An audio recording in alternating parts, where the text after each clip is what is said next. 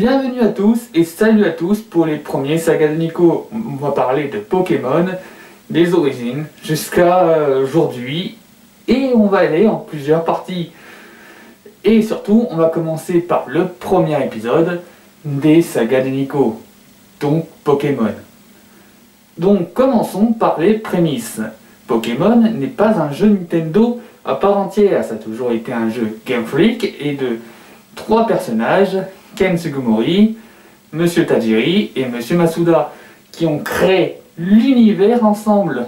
Mais qu'est-ce que ça donnait dès le début? Eh ben, pas grand chose, parce que c'était l'univers flou, ce qui pouvait donner un univers assez flou et à peu près remplissable. Et on va commencer par la première génération. La première génération a très mal marché, à ce qu'on peut en dire, et surtout donner une nouvelle identité aux Pokémon n'est pas facile, surtout quand on doit montrer une certaine homogénéité et une côté merchandising. Nintendo n'y croyait pas du tout, sauf Shigeru Miyamoto et le créateur de Mover ou Earthbound. Et surtout, Tajiri s'est battu de main et de pied pour pouvoir sortir son jeu, ce qui a fait beaucoup de combats. Et ça a duré de 1992 à 1996, une énorme bataille juridique. Sinon, on peut en parler, mais le jeu n'a pas du tout vendu jusqu'à 3 mois de sa sortie, et après, même 3 mois de sa sortie, ça faisait un peu chier de Game Freak, car la boîte allait couler, jusqu'au jour qu'un petit miou venu de son ensemble et libéra la firme, pouvant sortir Pokémon bleu pour retirer les bugs, qui étaient à moitié buggés, mais Pokémon rouge et vert au Japon étaient tellement buggés que le jeu, quand il sortit, faisait craquer la console. C'était en fin de vie, mais bon. Et surtout, une nouvelle ère de Game Freak, bien sûr, Pokémon jaune, que c'est celle-là que j'ai pu toucher, parce que c'est la version canon de l'histoire. Et à tous les puristes, Pokémon jaune est bien véridique, car on la voit dans la 2e génération jusqu'à perpète.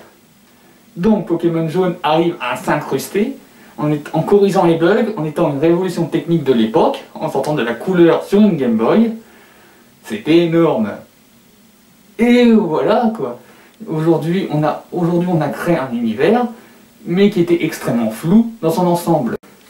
Et dans son ensemble, le jeu n'a jamais autant surgi. Mais parlons des dresseurs qu'on a joués, donc les avatars. Parlons de Green, de Red et du rival Blue.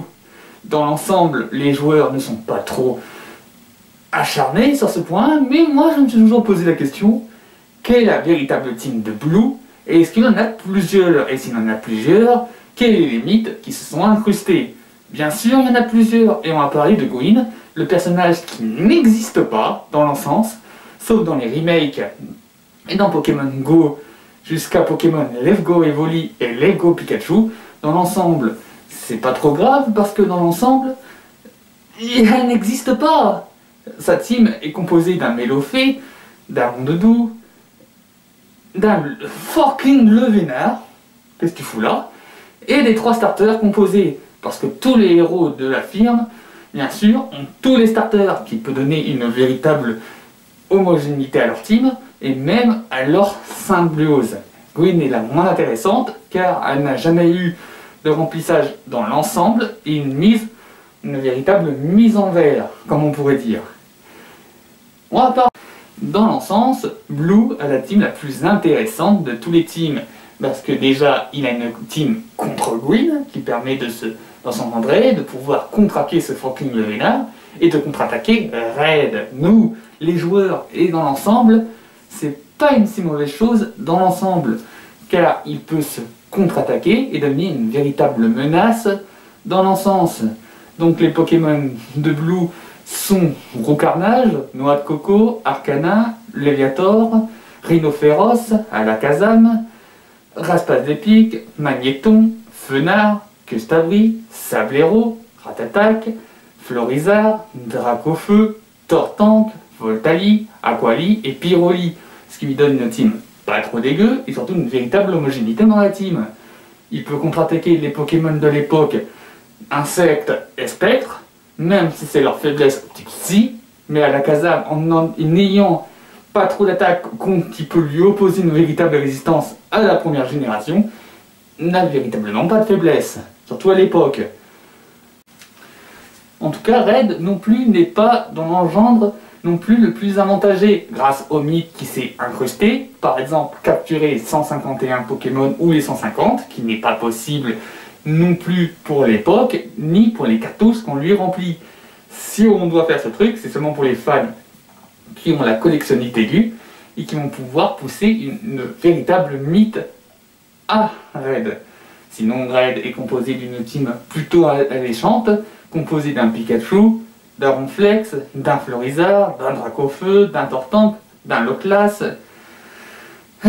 excusez-moi, d'un Electrode, d'un Kikli ou Taignon, d'un Terra, d'un Léviator, d'un Kabutops ou Amonistar, d'un Evoli, d'un Elector, d'un Mewtwo, d'un Sulfura et d'un Articodin.